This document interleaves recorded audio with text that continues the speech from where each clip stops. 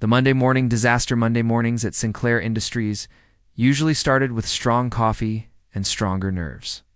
But Jade Montgomery never expected this particular Monday to begin with complete catastrophe. She sat at her desk on the 23rd floor, her fingers flying across her phone screen as she responded to weekend messages.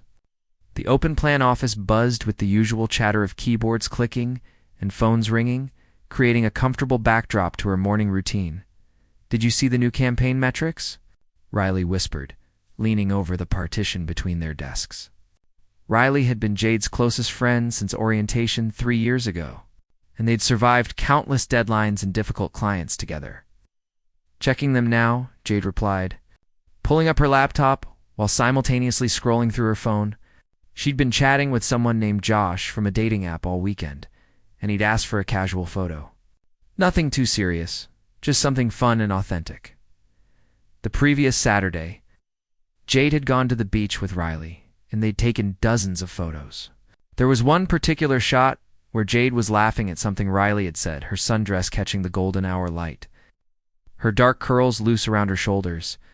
It was beautiful without being overly posed. Exactly what Josh had requested. She found the photo, typed a quick message about how she loved weekend beach trips, and hit send. The whoosh sound confirmed the message. I'd gone through. Then her blood turned to ice. The name at the top of the chat wasn't Josh. It was Blake Sinclair. The panic sets in. Oh no. Oh no, oh no, oh no. Jade's whisper grew increasingly frantic as she stared at her phone screen. Her hands trembled so badly she nearly dropped the device. "What's wrong?" Riley noticed immediately, rolling her chair closer. "You look like you've seen a ghost." "Worse." Jade's voice came out strangled. "I just sent a beach photo to Blake Sinclair." Riley's eyes widened. "Like the Blake Sinclair? Our CEO Blake Sinclair? Is there another one?" Jade wanted to cry. She pulled up the message thread, desperately hoping she'd misread the name. But no, there it was. A photo of her in a sundress, laughing freely. Sent directly to the most powerful man in the company. The photo wasn't inappropriate exactly. Her sundress was modest, and the image captured nothing scandalous. But it was personal, casual, intimate in a way that shattered every professional boundary she'd carefully maintained during her 3 years at the company. "How did this even happen?" Riley asked, reading over Jade's shoulder. "I was messaging Josh from the dating app, and I must have clicked Blake's name by mistake. They're both J names in my recent contacts because I had to text Blake about the Johnson account last week. Jade felt sick. I need to resign." "I should just resign right now before he sees it." "Wait, maybe you won't check his messages right away," Riley suggested hopefully. "He's probably in back-to-back meetings all morning." But even as Riley spoke, Jade watched 3 dots appear on the screen. Blake was typing. Her heart hammered against her ribs so hard she thought it might crack through. The message appeared. "Wrong number? Or are you trying a new strategy for the Henderson pitch?" The unexpected response, Jade stared at the screen. Was he joking? Blake Sinclair, the man known throughout the industry as the Ice King of Tech, was making a joke. Her fingers hovered over the keyboard. She could apologize profusely, explain the mix-up, grovel appropriately. Or she could match his unexpected lightness, against every instinct screaming at her to be professional. Jade typed, "If beach photos close deals, I'd be Employee of the Year." She hit send before she could overthink it. The 3 dots appeared again almost immediately. "Fair point. Though I have to say, your presentation skills might be underutilized in marketing." "Considered sales?" Jade couldn't believe this was happening. They were bantering. "Actually bantering. I prefer working behind the scenes," she typed back. "Less pressure than facing clients directly. Interesting. Most people assume the opposite. They think leadership is where the real pressure lives." Before Jade could respond, Derek Walsh appeared at her desk, his smile too eager as always. Derek worked in the analytics department and had been trying to ask Jade out for months. She'd politely declined each time. But he persisted with the determination of someone who'd never learned to read social cues. "Hey Jade, some of us are grabbing lunch at that new Italian place. Want to come?" Derek leaned against her desk, trying to look casual and failing. "Maybe another time," Jade said, her attention still on her phone. I've got the Henderson pitch to prep. Derek's face fell, but he recovered quickly. Sure. Let me know if you change your mind. As Derek walked away, Jade's phone buzzed again. Smart move. That new place has terrible reviews. Jade glanced around the office, her pulse quickening. Could Blake see her desk from wherever he was? Do you have cameras everywhere, or do you just know everything? She typed. I read reviews obsessively. Hazard of the job. Can't afford bad decisions, even about lunch. The elevator encounter the morning passed in a blur of stolen glances at her phone. Blake's messages continued sporadically, short comments about work that somehow felt more personal than any conversation they'd had in 3 years. He mentioned a difficult client call. She sympathized. She complained about a software glitch. He suggested a workaround by noon. Jade had almost forgotten the original embarrassment of the accidental photo, almost. That changed when she stepped into the elevator heading down to the lobby. The doors were closing when a hand shot through, triggering them to reopen. Blake Sinclair stepped inside. Jade's breath caught. She'd seen Blake around the office countless times, but never this close, never alone. He stood well over 6 feet tall, his charcoal suit perfectly tailored to his athletic build. His dark hair held just enough silver at the temples to suggest experience, and his eyes were an unusual shade of gray that seemed to shift with his mood. Miss Montgomery. His voice was deeper in person, with a slight rasp that sent an unexpected shiver down her spine. Mr. Sinclair, we're proud of how steady her voice sounded. I wanted to apologize again about this morning. The elevator descended slowly, each floor chiming softly. Blake turned to face her fully, and Jade noticed something she'd never seen in any company meeting or presentation. He was smiling. Not the polite professional smile he used with clients, but a genuine smile that crinkled the corners of his eyes. No apology necessary. It was the most interesting message I've received in months, possibly years. He paused. Most people are terrified of me. I am terrified of you, Jade admitted. I'm just good at hiding it. His smile widened. That's refreshing. Honesty is rare in my position. The elevator reached the ground floor, and the doors slid open. Blake gestured for Jade to exit first. As she passed him, she caught the scent of his cologne. Something expensive and understated that matched his entire presence. Miss Montgomery, Blake called as she started toward the main doors. She turned back. Your beach photo.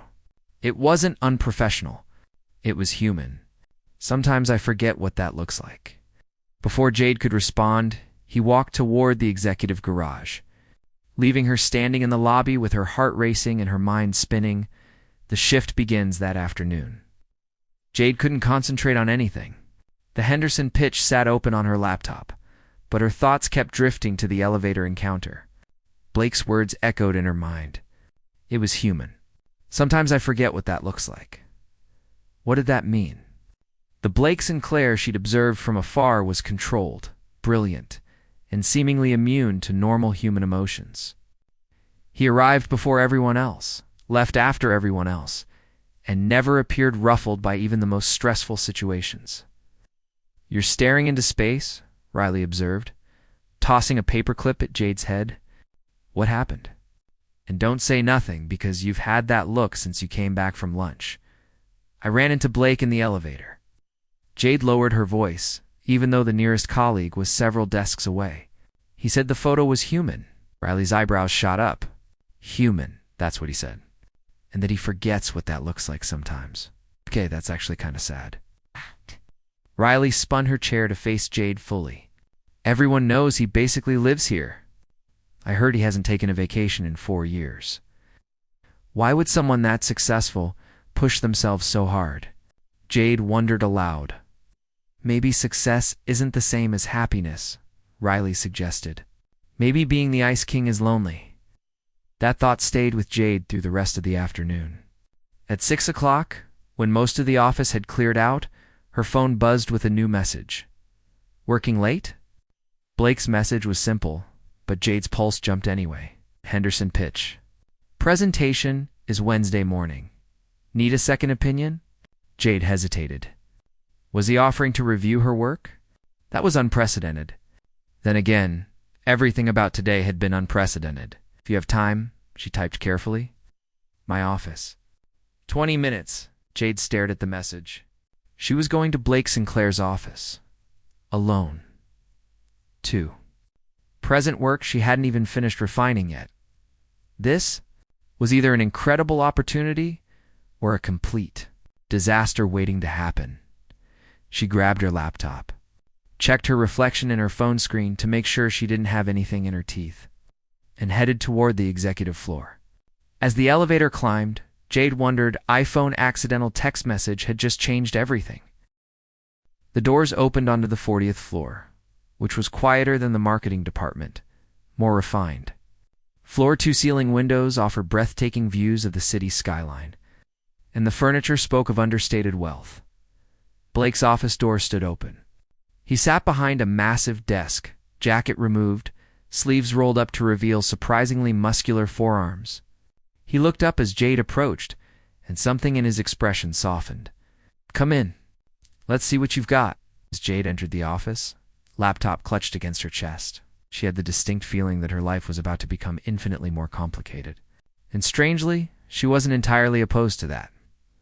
The late-night sessions Blake's office felt different at night. The city lights cast a soft glow through the floor-to-ceiling windows. Without the usual buzz of daytime activity, the space felt almost intimate. Jade set her laptop on the conference table in the corner, acutely aware of Blake's presence as he pulled up a chair beside her. Walk me through your approach, he said, his voice lower and less formal than during business hours. Jade launched into her presentation, explaining the Henderson pitch strategy. She'd proposed a digital-first campaign that emphasized authenticity over polish, real customer stories over celebrity endorsements. As she spoke, she forgot to be nervous. This was her element, the work she genuinely loved. Blake listened intently, occasionally asking questions that showed he wasn't just hearing her words, but truly understanding the strategy. When she finished, he leaned back in his chair, studying her with those penetrating gray eyes. It's brilliant, he said finally. Completely different from what Henderson expects, which is exactly why it will work. Really? Jade couldn't hide her surprise. You don't think it's too risky? The best strategies always carry risk. But you've built in safeguards, alternative approaches, if the primary campaign doesn't resonate. A smiled. You think like a chess player. Always 3 moves ahead. My dad taught me chess when I was 7, Jade said without thinking. Then her smile faltered. Before he died, Blake's expression shifted to something Jade couldn't quite read. Sympathy, but not pity. Understanding. How old were you? 19. Car accident. My mom went too. Jade wasn't sure why she was sharing this. Maybe it was the late hour, or the unexpected gentleness in Blake's voice. It was just me and my brother Tommy after that. He was 13. You raised him alone? Blake's full attention was on her now, the Henderson pitch forgotten, still raising him. He's 17 now, senior year of high school. Jade managed to smile. He's a good kid, just stubborn. Gets that from me. Blake stood and walked to the windows, hands in his pockets. That's remarkable. Most people your age are focused on their careers, their social lives. You've been a parent? Not by choice initially, but I wouldn't change it. Jade joined him at the window. Tommy's my family. We take care of each other. They stood in silence for a moment, watching the city lights flicker below. When Blake spoke again, his voice was quiet, almost vulnerable. I lost my father 5 years ago. Heart attack, completely unexpected. My mother took it hard, and I threw myself into work. Built the company into what it is now, because stopping meant feeling everything I was avoiding. Jade turned to look at him. This wasn't the Ice King everyone whispered about. This was just a man who'd learned to hide his grief behind corporate success. Is that why you never leave? She asked gently. Why you're always here. Blake met her eyes. Empty penthouses are lonely. At least here, there's purpose. The honesty hit Jade square in the chest. Before she could respond, Blake's phone buzzed with an urgent message about a server issue in Tokyo. The moment broke, and he shifted back into CEO mode. But something had changed between them. the growing attraction over the next 2 weeks. The late-night work sessions became routine. Blake would message Jade around 7, and she'd head up to his office. Sometimes they discussed actual work. Other times they just talked. Jade learned that Blake had started coding at age 12, that he'd dropped out of Stanford to launch his first startup, that he secretly loved terrible action movies and hated pretentious restaurant food. Blake learned about Tommy's dream of becoming an architect, about Jade's mother's love of gardening that Jade tried to honor by keeping plants alive in their apartment, about the small things that made life meaningful beyond boardrooms and profit margins. Riley noticed the change immediately. "You're glowing," she said one morning, studying Jade over their coffee cups. "This is about Blake, isn't it?" "We're just working together," Jade protested, but her blush gave her away, right? "And I'm the Queen of England." Riley leaned closer. "Be careful, okay? Office romances are complicated, and he's not just any colleague. He's the CEO." Jade knew Riley was right, but it was hard to be cautious when Blake looked at her like she was the most fascinating person he'd ever met. When he remembered that she took her coffee with oat milk, when he asked about Tommy's college applications with genuine interest, one Friday evening, as they wrapped up reviewing quarterly reports, Blake surprised her. "Have dinner with me. Not here, not work, just dinner." Jade's heart skipped. Like a date? Exactly like a date. Blake's confidence wavered slightly. "Unless you'd prefer to keep things professional, I would understand." "Tommy has a basketball game tonight," Jade said, watching Blake's face fall. "But if you wanted to come watch a high school game and grab pizza after, that could work." Blake blinked. "You want me to meet your brother?" "I want you to see my real life," Jade said honestly. "Not just the office version." The basketball game, Blake showed up at Jefferson High School's gymnasium wearing jeans and a casual sweater, looking oddly nervous. Jade spotted him from her usual seat in the bleachers and waved him over. "I should warn you, I get very loud at these games," she said as he settled beside her. "Tommy plays point guard, and the ref has terrible vision." Blake laughed, a genuine sound that made several people turn to look. Fair warning appreciated. The game started, and Blake got to witness Jade's transformation. She cheered, groaned, shouted encouragement, and at one point threatened to fight the opposing coach over a bad call. She was completely unselfconscious, totally invested, and absolutely beautiful. Tommy was good, Blake noted. Quick, smart with the ball, a natural leader on the court.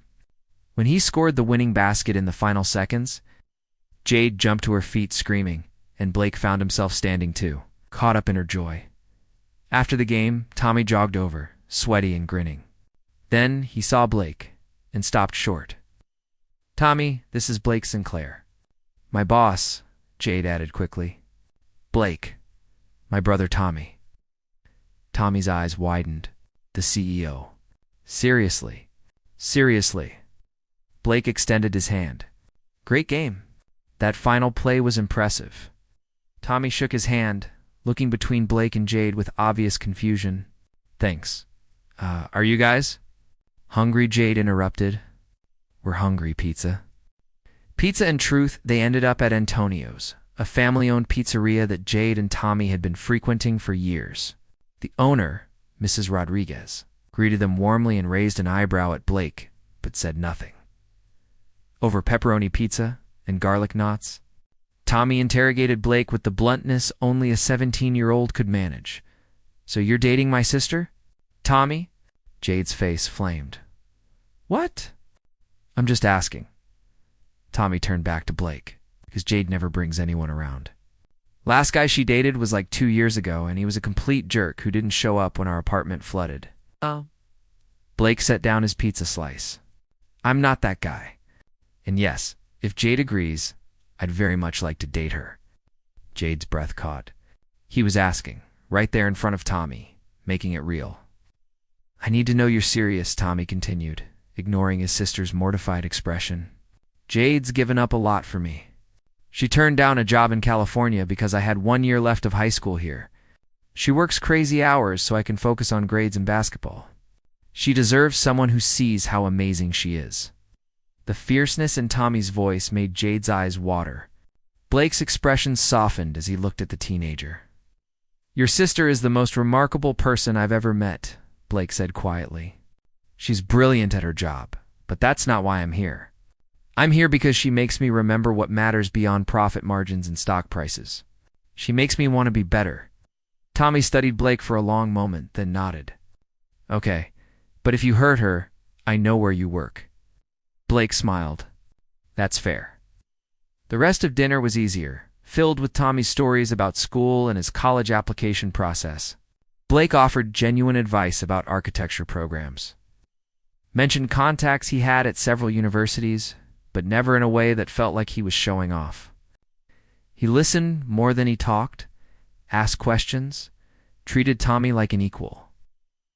When they finally left the pizzeria, Tommy hugged Jade goodnight and headed home on his bike. Blake walked Jade to her car, the autumn air crisped around them. That was terrifying, Blake admitted. I've pitched to hostile boards and faced down corporate raiders. But your brother might be the most intimidating person I've met. He liked you. If he didn't, he would have ignored you completely. They stood beside her car, neither wanting the evening to end. Blake reached out, tucking a strand of hair behind her ear, his touch gentle. So, are we dating? He asked, echoing her question from earlier. I think we are, Jade whispered. Blake leaned in slowly, giving her time to pull away. When his lips met hers, the kiss was soft, tentative, perfect. Jade's hands found his chest, feeling his heartbeat racing as fast as hers. When they finally pulled apart, Blake rested his forehead against hers. I should tell you something. I haven't done this in a long time. The dating thing. I'm probably going to mess up, and we'll mess up together, Jade said. That's what makes it real. The storm clouds Monday morning brought harsh reality crashing back. Jade arrived at the office to find people staring at her, whispers following her to her desk. Riley rushed over immediately. There's a photo circulating. You and Blake leaving Antonio's Friday night. Jade's stomach dropped. What kind of photo? Riley showed her phone. The image was grainy, but clear enough. Blake and Jade standing close beside her car, his hand touching her face, their faces inches apart. The caption read, Sinclair Industries CEO's secret romance with employee. Who took this? Jade's voice shook. Does it matter? Riley's expression was worried.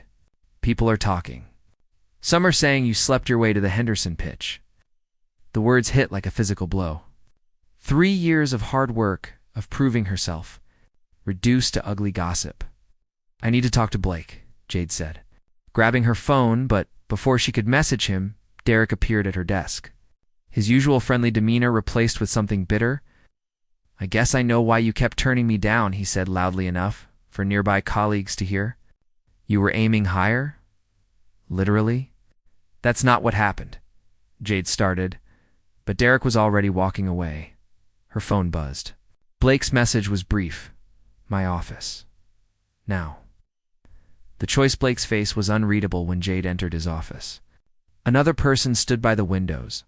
A woman in an expensive cream suit with perfectly styled blonde hair. She turned, and Jade recognized her immediately from business magazines and social media. Vanessa Price, Blake's ex-fiancée. Former fashion executive, current venture capitalist, and according to every article Jade had ever read, the woman Blake was supposed to marry until she called off the engagement 2 years ago. Vanessa? This is Jade Montgomery, Blake said stiffly. Jade. Vanessa Price. Vanessa's smile was cool and assessing. The famous Jade. I've heard so much about you. Haven't heard anything about you, Jade replied, then immediately regretted the rudeness. But Vanessa just laughed. I like her. She has spirit.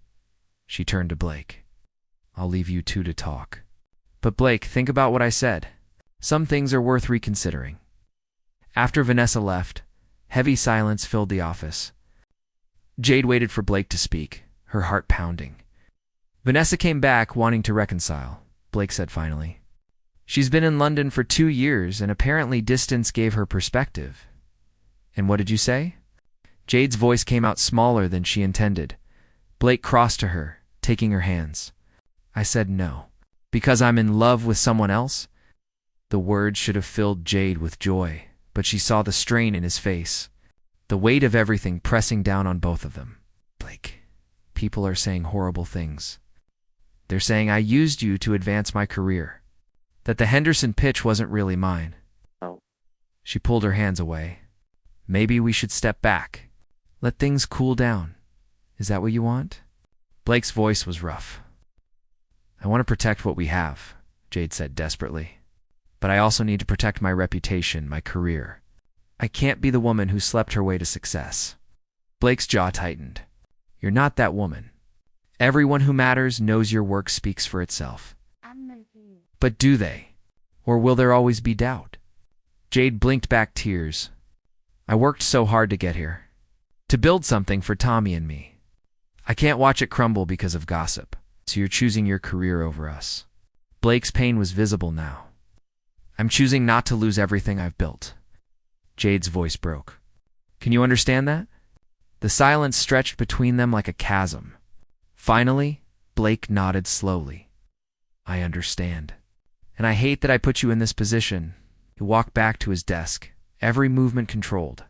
Take the rest of the day. We'll figure out how to handle this professionally. Jade left his office feeling like her heart had been carved out of her chest. As the elevator descended, she saw her reflection in the polished doors. She looked the same, but everything had changed. Downstairs, she found Riley waiting by her desk with coffee and sympathy. What happened? Riley asked gently. I think I just walked away from the best thing that's ever happened to me, Jade whispered, because I was too scared to fight for it. The return of Vanessa that week was torture. Blake maintained professional distance, speaking to Jade only when necessary, and always in the presence of others. The warmth in his eyes had been replaced by careful blankness. Jade threw herself into work, but even the successful Henderson presentation felt hollow. Vanessa, meanwhile, had become a constant presence. She attended meetings, joined client dinners, and was photographed with Blake at a charity gala. The business press speculated about their reconciliation. Calling them the perfect power couple, Riley found Jade crying in the bathroom on Thursday. This is ridiculous, Riley said firmly. You love him. He loves you. Why are you letting some gossip and a manipulative ex ruin that? Because what if they're right? Jade scrubbed at her tears. What if I'm not good enough for his world? Vanessa fits. She speaks his language, moves in his circles. I'm just a girl from Queens who's raising her kid brother and trying to keep her head above water. Listen to yourself. Riley grabbed Jade's shoulders. You're talking like you're less than her when you're not. You're real. You're kind. You make Blake happy in a way that probably terrifies him because it's genuine. Don't give up without a fight. That night, Jade sat with Tommy, working on his college essays. He'd been quiet all week, sensing something was wrong but not pushing. Finally, he set down his pen. You broke up with Blake, didn't you? Jade looked up, surprised. How did you know? You've been miserable. And he called me. What? Jade's heart stopped. Blake called you? Tommy nodded. Tuesday night. Said he wanted to make sure I was okay with everything going on, that he didn't want our friendship affected by whatever happened between you two. Tears filled Jade's eyes. Even heartbroken, Blake had thought about Tommy. He really loves you, Jade, Tommy said softly. I could tell that night at pizza. And I've never seen you as happy as you were with him. So what happened?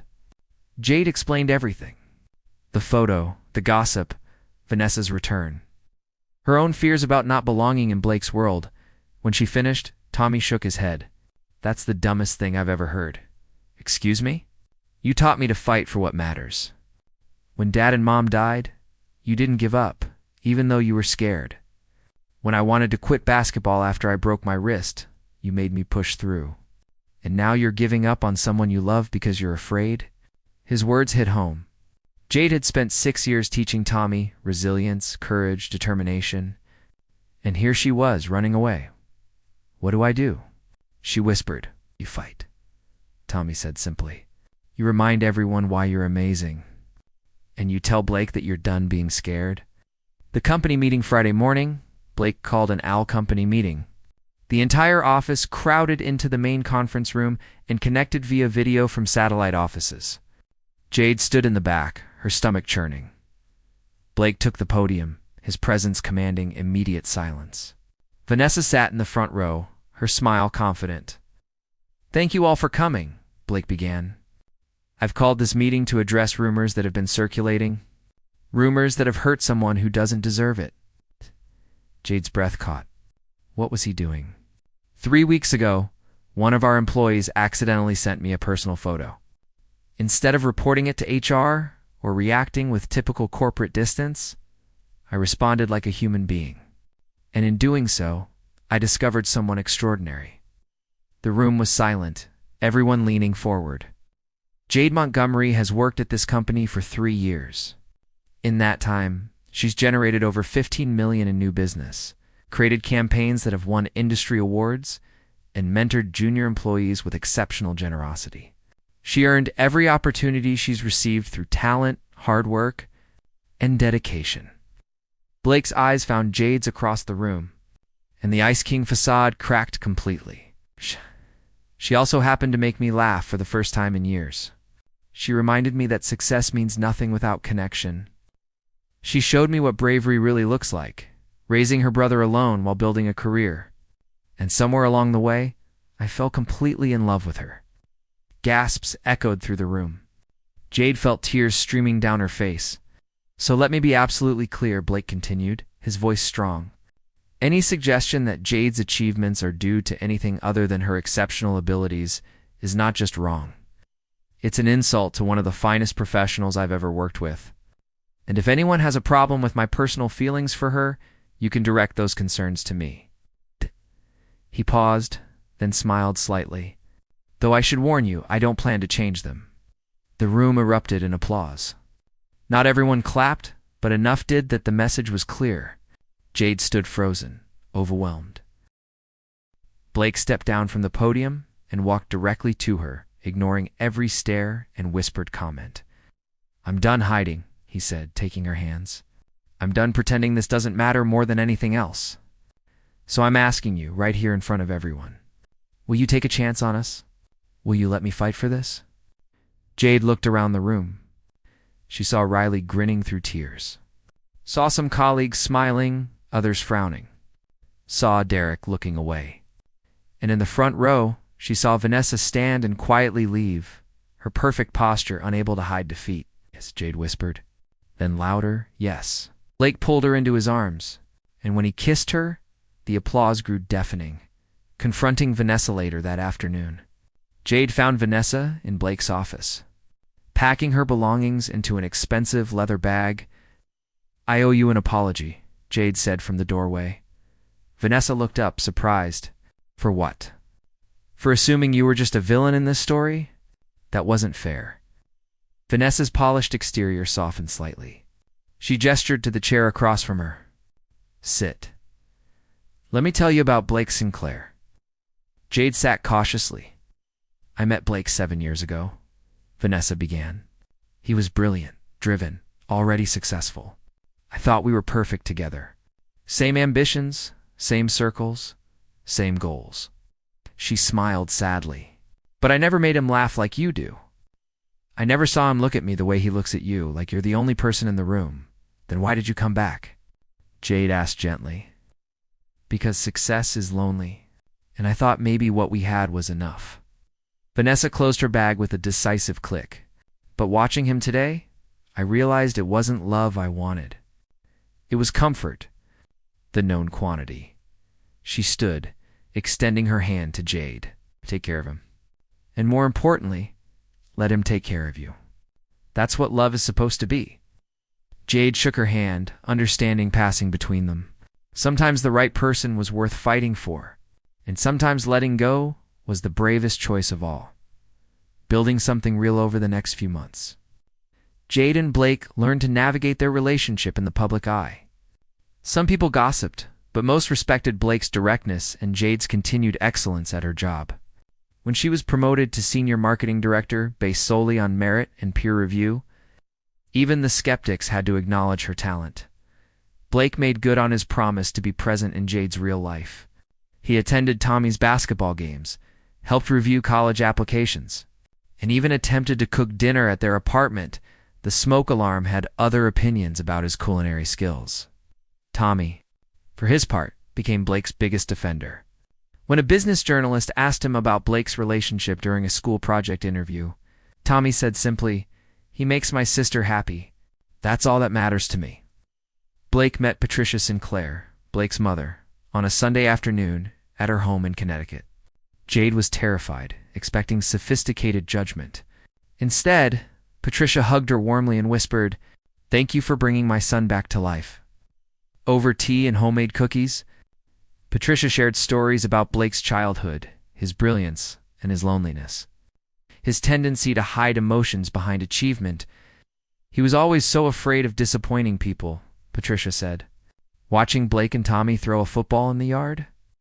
After his father died, he stopped letting anyone close. Until you, I don't know what I did," Jade admitted. "You saw him," Patricia said simply. "The real him? That's all anyone really wants." The proposal 6 months after the company meeting, Blake invited Jade to the office late one Friday night. She'd learned to trust these invitations, knowing they usually ended with stolen kisses and meaningful conversations. But when she stepped off the elevator onto the 40th floor, the entire space was transformed. Strings of lights hung from the ceiling, and a path of rose petals led to Blake's office. Her heart pounding, Jade followed the path. Inside the office, Blake stood by the windows overlooking the city, wearing a suit but looking nervous in a way she'd never seen. "Remember the first time you came to my office?" he asked. "You were terrified, clutching your laptop like a shield." "I remember," Jade whispered. I was terrified too. Not of the presentation, but of how much I wanted to know you. Really know you, beyond the professional facade." He turned to face her. "That accidental text was the best mistake that ever happened to me." He crossed to her, taking both her hands. "You taught me that being vulnerable isn't weakness. That love is worth fighting for. That success means nothing without someone to share it with." Blake lowered himself to one knee, and Jade's breath left her body. "Jade Montgomery, you are my unexpected blessing, my laughter, my home. Will you marry me?" The ring was perfect, simple, elegant, with a diamond that caught the city lights. But Jade barely saw it through her tears. "Yes," she sobbed. "Yes, absolutely yes." Blake slipped the ring onto her finger and stood, pulling her into a kiss that tasted like tears and joy and promise. When they finally pulled apart, Jade laughed. "Tommy's going to be impossible about this. He's been asking when you were going to propose for 2 months." "I know. He helped me pick the ring." He grinned. "I had to get his permission first. You asked my 17-year-old brother for permission. He's the most important person in your life. I needed his blessing." Blake cupped her face gently. "I'm not just marrying you, Jade. I'm joining your family. Both of you. The beginning. The wedding was small, held in the botanical gardens where Jade's mother used to take her as a child. Tommy walked Jade down the aisle, crying unashamedly. Riley served as maid of honor, while Blake's college roommate stood as best man. But the moment that mattered most came during the vows. Blake had written his own, and when he spoke, his voice was steady, but his eyes shone with tears. "Jade, you taught me that life is messy and beautiful and worth living fully. You showed me that being the Ice King was just being lonely with better publicity." The crowd laughed softly. "I promise to always see you, really see you. To support your dreams as fiercely as you support mine. To remember that love isn't about perfection, it's about showing up, especially when things are hard. And I promise that no matter how many meetings I have or deals I close, coming home to you will always be my greatest success." Jade's vows were shorter, but no less powerful. "Blake, you knocked on my door when I thought I'd made the worst mistake of my life. Turns out it was the best thing I ever did. I promise to keep making you laugh, to challenge you when you're being too serious, and to remind you every day that you deserve to be loved for who you are, not what you achieve. I promise that our home will always be filled with terrible pizza, basketball games, and the kind of messy, real life that makes everything else worth it." When they kissed as husband and wife, Tommy cheered the loudest. Epilogue. 5 years later, Jade sat in her office. Now Executive Vice President of Marketing at Sinclair Industries, reviewing proposals from her team. Through the glass wall, she could see Blake in a meeting, gesticulating passionately about some new initiative. Her phone buzzed with a text from Tommy. Now a graduate architecture student, coming for dinner Sunday? I want you guys to meet someone special. Jade smiled, remembering how scared she'd been 5 years ago. How close she'd come to running from the best thing in her life. Blake appeared in her doorway, loosening his tie. Ready to go home? Their home was a brownstone in Brooklyn, close to Tommy's university. The penthouse had been sold, replaced with a place that had a garden for Jade's plants. A basement workshop where Blake tinkered with coding projects. And enough space for family dinners with Tommy and whoever he was dating. Always, Jade said. Gathering her things as they rode the elevator down together, Blake pulled her close. Have I told you today that you're amazing? Twice, but I never get tired of hearing it. Good, because I never get tired of saying it. He kissed her temple. What do you want for dinner? And please don't say Antonio's again. Jade laughed. But their pizza is the best. I've had it 3 times this week. That's because it reminds me of the night you met Tommy, when everything started to feel real. Blake's expression softened. In that case, pizza it is. But I'm ordering garlic knots too. They stepped out into the evening air, hand in hand, heading home to their messy, beautiful, perfectly imperfect life. The life that started with one accidental text message and became the greatest love story neither of them had been looking for. Sometimes the best things in life came from silly mistakes. And sometimes the scariest risks led to the most extraordinary rewards.